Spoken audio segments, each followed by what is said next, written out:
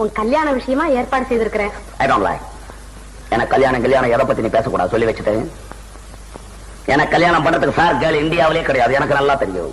வேற எங்க பாத்துருக்கிற? நான் பிரான்ஸ்ல ஒரு கிளப்ல இருக்கவள பிக்ஸ் பண்ணிருக்கேன். அவ்வளவுதான் மேரேஜ் பண்ண போறேன். எனக்கு தமிழ்நாட்டு பொண்ணு தேவையில்லை.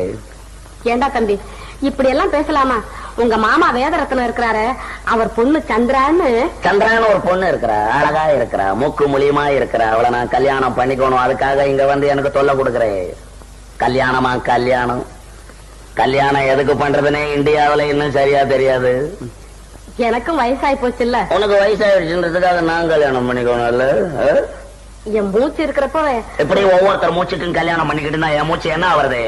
மோகன், நீ கல்யாணம் செய்துக்குத்தான் வேணும். சரி செஞ்சுக்க போ. செஞ்சுக்க போ. பெரிய தொல்லை.